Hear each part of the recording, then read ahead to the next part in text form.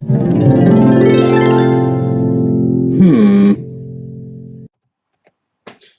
my lovely people, and welcome to Owen's Mind, a light-hearted trip to the contents of my head and the world in general. It is Wednesday, the 6th of November. My name is Owen, and here is what is on my mind today. So, first off, apologies for the quality of the green screen today. It's really early on Wednesday morning. And so I can't have the lighting I normally have because I rely a little bit on daylight to actually help with the lighting. So the screen's going to be a little bit iffy. I do apologise. Everything else should be fine, and I'm going to be a little bit quiet. So yeah, I hope you had a great bonfire night. I hope you stayed safe if you went to a display. I hope everything was fabulous and enjoyable for you. Quick update on my TV, which I mentioned the other day. Full props to Sophie, one of the managers at Argos Knaresborough, who took it in, explained the situation.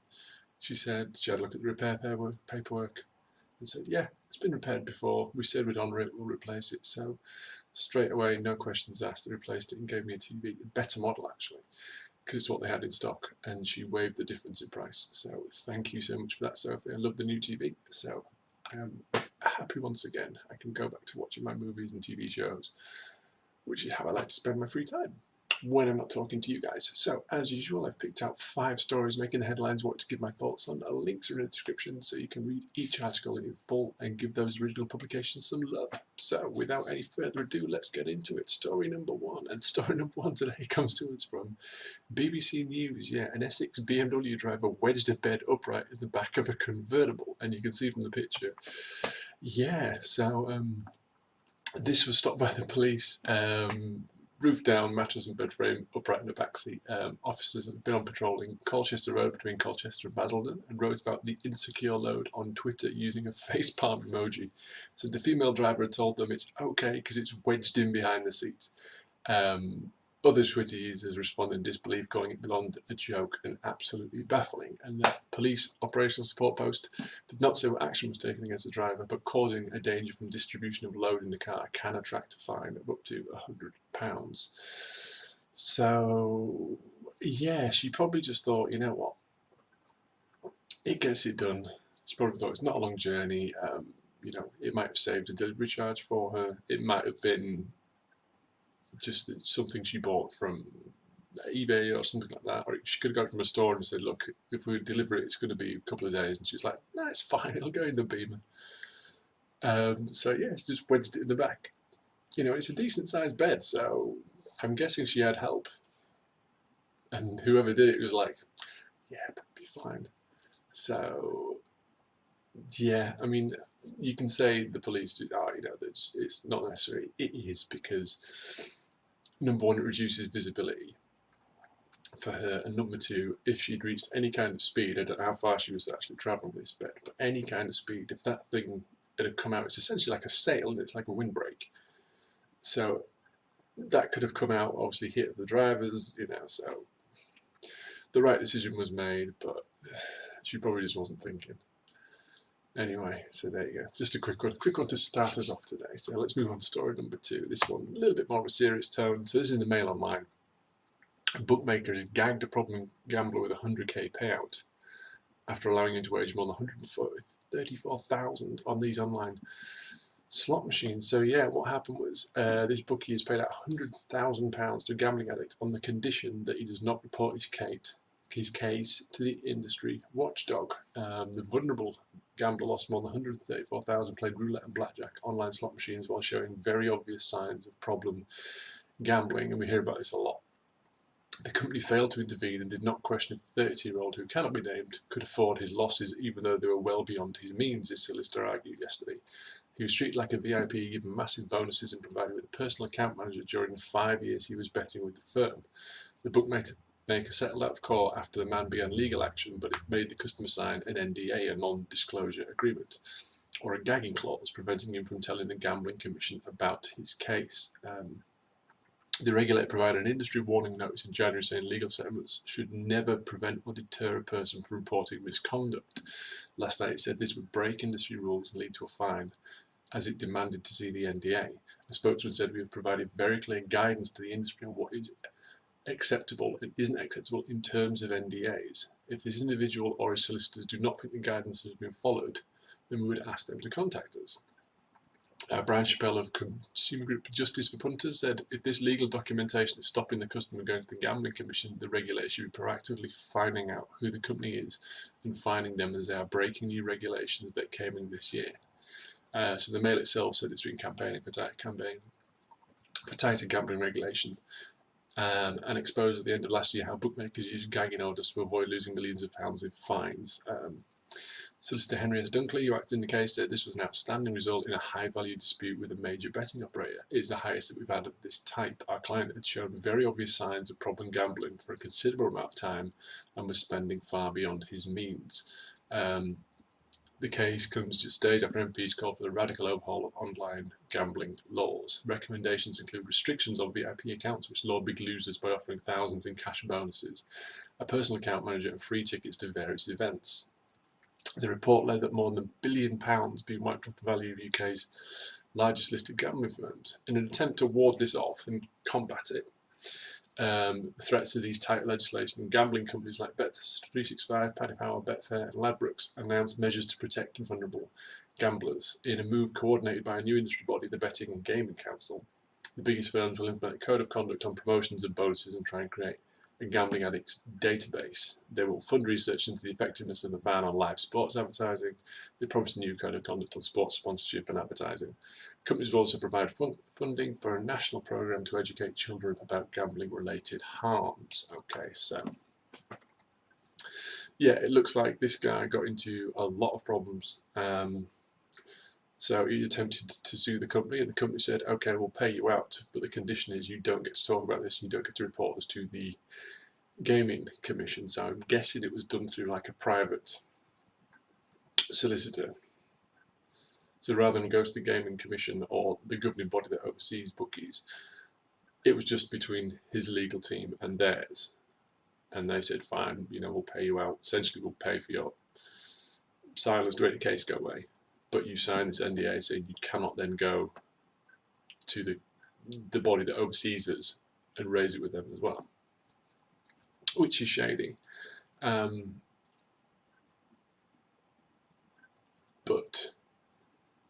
and I have to say this, he agreed to it. He agreed to the NDA, he signed it. And the guy's a gambling addict. And they waved £100,000 in front of him and said, sign this, and he probably thought, it's £100,000. So it sounds very much like, you can't have your cake and eat it too. I don't know if he's the one who actually, if it's his legal team who said, hang on a minute, this NDA is shifty. But if that's the case, why did they let him sign it? So, yeah, I mean, addiction is a horrible thing.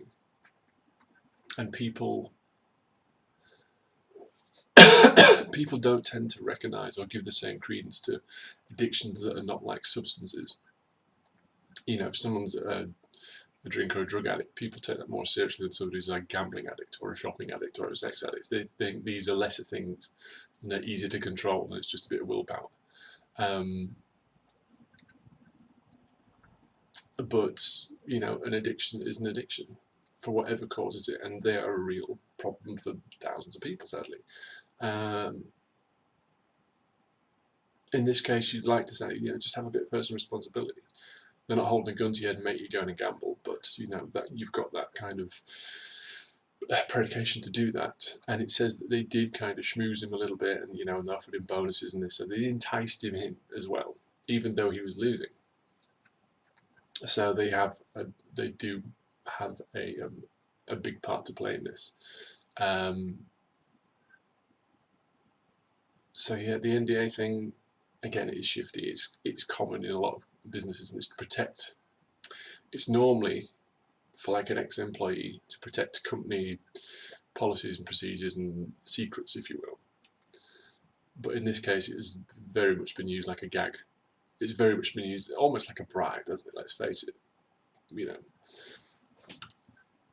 Here's a load of money, but you don't get to talk about this.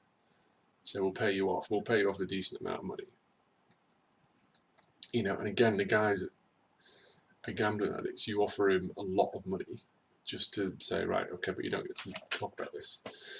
So it has come out. I don't know who brought it, who raised this, and brought it to the media's attention. But yeah, things do need to be done. I mean, I think there was rules passed the other year where there was like a maximum amount you could now use on these the electronic gambling machines that are actually in bookies. I've not been in a bookies in years, but yeah, it sounds like this was more an online thing, and again, they just allowed him to rack up these losses. They said he showed very clear signs that he was an addicted. He was addicted, or he had some sort of issue, some gambling problem, and rather than sort of, you know, offer him advice or, you know, ban his accounts or some action to stop him, they kind of encouraged it almost. It's like, hey, this guy's spending thousands with us, let's just keep him coming in.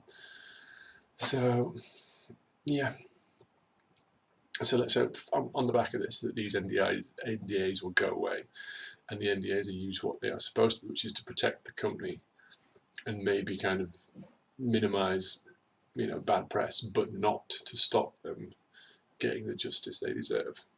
So there we go. Moving on. Story number 3. Yes, it's in the Mirror today. Dad who failed driving theory test 27 times paid an impersonator 500 quid to take the test. Yeah, so exactly what it sounds like. This gentleman was called Sujon Mir. He's came to his wits' end by the end of November 2018, having tried and failed 27 occasions to pass his theory test. So he paid an accomplice £500 to pretend to be him. Gloucestershire Live reported. The plan quickly unravelled when the staff at the test centre noticed the photo on his licence didn't match the person taking the test. Not only has the Gloucester dad admitted to paying somebody to sit the test on that occasion in a police interview, he told officers it wasn't the only time he'd attempted it. In January 2019, he paid somebody else to pretend to be him for the day. On that occasion, the impersonator passed, only for the result to be overturned later. Mia was given a 14-month sentence, suspended for 2 years, and a 200-hour unpaid work order for handing his provisional driving licence to his accomplice. The court also ordered Mia from Gloucester to pay £400 court costs and a victim surcharge. I'm not sure who the victim is in this. Anyway, he's already pleaded guilty to 2 counts of making or supplying articles for use in fraud for driving theory test by supplying his provisional licence to an impersonator to carry out the test on his behalf. At an earlier hearing, he was sentenced at Swindon Crown Court on Friday, the 1st of November. But he's not the only person who does this. The Driver and Vehicle Standards Agency, head of the counter-fraud investigation, Andy Rice, said 1,065 cases of driving theory test fraud have been referred for investigation since April this year, and so far 136 have been referred for prosecution. DVSA's priority is protecting everyone from unsafe drivers and vehicles, he said. Our theory tests are designed to ensure that future drivers have the right knowledge and attitude to drive safely and responsibly. We use all of our powers to seek punishment for anyone caught cheating their theory test to reduce the risk of dangerous driving on our roads. These sentences show that the courts take this issue seriously. So, yeah, it's big business right back to the days of school. You know, people giving somebody bags of sweets to do an exam for them, and now it's an evolution of that. You know, the theory test is a test, and it is by all accounts quite difficult. I did my test years ago before there was a theory test. It was just a few questions out of the highway code. But yeah, it's, you know, there is big business. There's people, I know people who've hinted that they might do this. I keep failing my test, I think I'm just going to pay somebody to do it. And you're like, don't. The thing is, this guy, he paid an impersonator, he got spotted. He'd failed it 27 times. It's pretty safe after 27 times that the people at the test centre know what you look like. You know what I mean? Unless he was changing test centres, it's like 27. Now then. Time to, and the guy goes in and says, oh yeah, 28th time lucky. And you're like, you've done something with your hair, you just don't look like you. And I've seen you 27 times previously. So, yeah, but I'm sorry guys, you've got to do it. If you can't do it, you can't do it. You can't pace. There's no shortcuts. Because again, a lot of the time, if you do your theory test, and I've done exams, and you look through them and you're like, I'll never need this information. You know, this particular question, I will never need to put this into practice. But it's the law, it's the test, you've got to do it. You can't pay somebody else to do it. And, you know, he's been caught out and punished for it. And it sounds like, again, if there's 1,065 cases just since April this year, you know what I mean? It shows that number one, maybe they should revise the test because it sounds like a lot of people are struggling with it. I don't know how many people take it each year, so I don't know what percentage 1,065 is of the overall people taking a test and passing or failing. But yeah, there you go. Nothing else to say. Moving on, story number 4. This is kind of creepy. Nagoro, Japan is the creepy doll capital of the world, but it's done with like really nice intentions. So apparently this place, Nagoro, Japan, after years of younger residents moving to the cities, the older residents are dying off and the town's population has dwindled to less than 30 people. But thanks to hundreds of these creepy dolls displayed throughout the village, there's hardly a place you go without getting a feeling you're being watched. There are at least 350 scarecrows, according to Atlas Obscura, or Kakashi as they're known in Japanese, populate the village of Nagara in southern Japan. An artist and native resident named Tsukimi Ayano started making them after moving back to her hometown in 2002. She spent most of her adult life in Osaka, Japan, and was saddened to discover that her birthplace was becoming a bit of a ghost town. So she got to work building she was inspired to repopulate the town with dummies after making a scarecrow modelled after her father to keep birds out of the garden. The life-size doll reminded her of how her home once was, and she thought, why not do the same thing for the rest of town? So she got to work building these straw-stuffed recreations of Nagoro's former residents and posing them around the village, miming various activities. Today they can be spotted in hard hats doing roadwork, gardening in yards, and studying in abandoned classrooms. So she's made over 350 of these things. The population is still pretty low, but these art projects bring in thousands of tourists each year. People come to take a look at them. And she even hosts scarecrow making workshops every month from April to November, and in October there's an entire scarecrow festival. So yeah, it's kind of nice. You know, it's sad that the town's dying out. You know, and it's just sometimes it's the way it is. You don't imagine like a town dying out, you know, as the residents just die. It's because they just have this nice cyclical nature, you know, people have kids but you know, in sort of rural areas and things, and where there's not a lot of prospects for younger people, they move out and then the older generation stay there because, you know, it's where they grew up and so on and so forth. And yeah, so Tsukimi came in and she's like, yeah, let's do this, you know. And for her it was about kind of keeping the place alive in her memories. It was a physical manifestation of her fond childhood memories, and it's bringing in tourists each year. So hopefully the town will keep it going, and it keeps, you know, maybe it'll attract more people, or maybe the fact that there's now like a bit of a tourist industry there will draw more attention to it. Maybe it'll pick the town up. You never know. But she did it, you know, like I say, to bring back the fondness and the childhood memories in this town. You know, now she's got people in classrooms and she's got people, you know, working and just day-to-day life and recreated in the form of these scarecrows. So I think it's just a lovely story.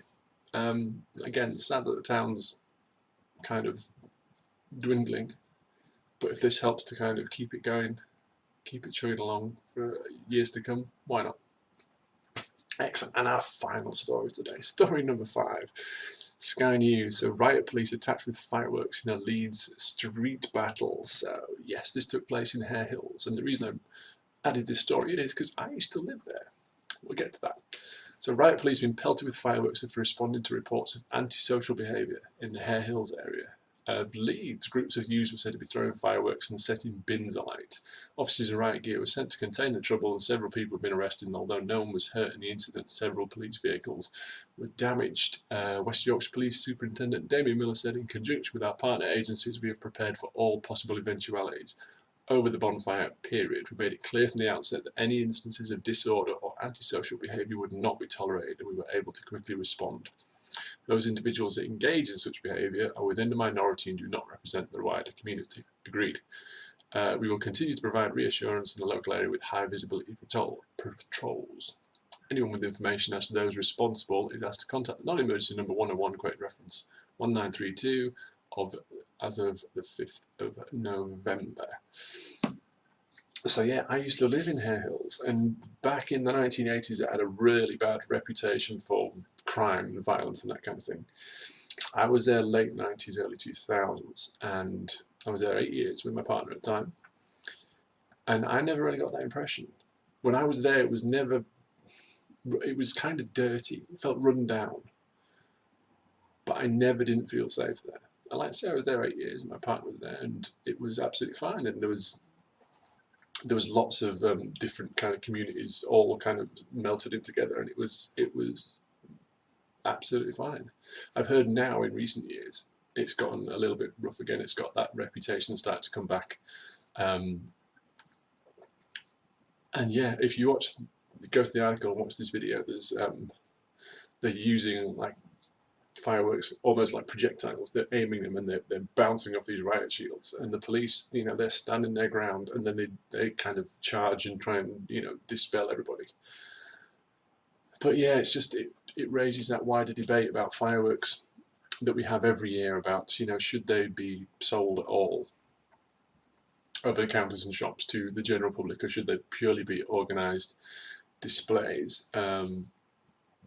Excuse me, for me this year I've got a little box which I'm going to set off with the kids at the weekend, because the weather this last weekend wasn't great, and there's a lot of organised displays going on this coming weekend. So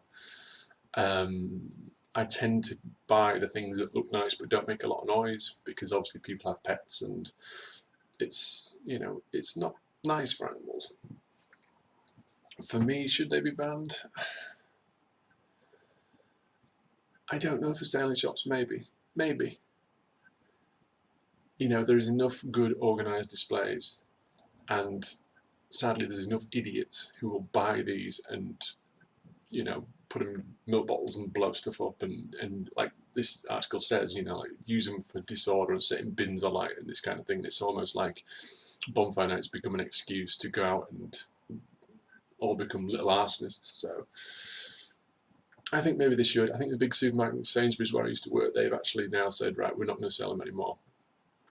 There's too many instances every year of people doing damage or getting injured, so maybe it does need to be purely an organised display thing.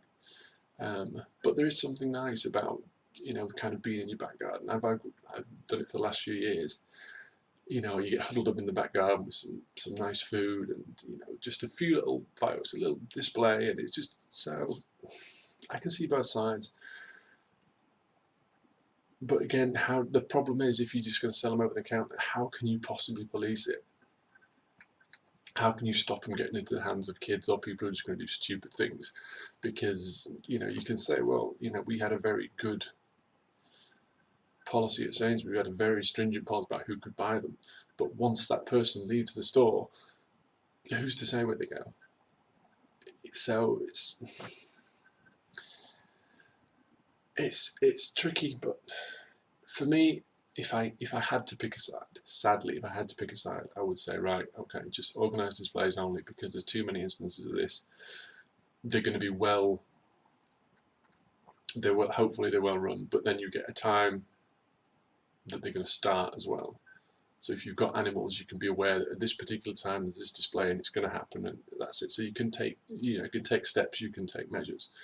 Whereas when anybody's got them, last night here they were going off at ridiculous o'clock, just so there's no, if you've got pets, you can't allow for that. That's people are just going to suddenly set them off at all times of the day and night. If you had an organised display and it's set kind of, the fireworks are going to start at this time and they're going to run till this time, then at least you can plan for it. Keep your pet safe, keep them indoors and that kind of thing.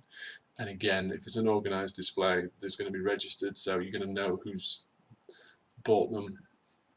So if any do go missing, you've now got a culprit you can go back to. But it's going to stop instances like this, and you need to stop instances like this. It says nobody was hurt, but these things could easily, they're well protected, but there was probably people, as it is in a modern age, with people out filming it because somebody filmed this, because there's a video on the thing. So if that person wasn't all geared up the way the riot police were, if something had hit them, something had gone astray, horrible things can happen when you get injured from fireworks and anything burning at that temperature. And these things they go off, like missiles. The way they've been showed in the video, these things they travel. So yeah, we need to stop it. Anyway, thankfully in this instance nobody was hurt, so positive things. Arrests were made. There's obviously looking for a bit more information, which is why they've got that reference 1932 of 0511. So if you've got any information, yeah. So that's it, guys. Again, apologies for the green screen. I'm sorry I'm a little bit quiet. Again, it is very early here.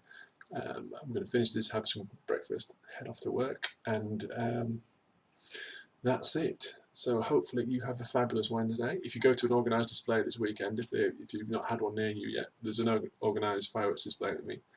Stay safe, have fun, enjoy it, and yeah, so links to all the stories I've discussed can be found in the description below, so feel free to go check them out. Let me know what you think about this video. Apologies for the green screen again, so please don't bring it up. I've made my case.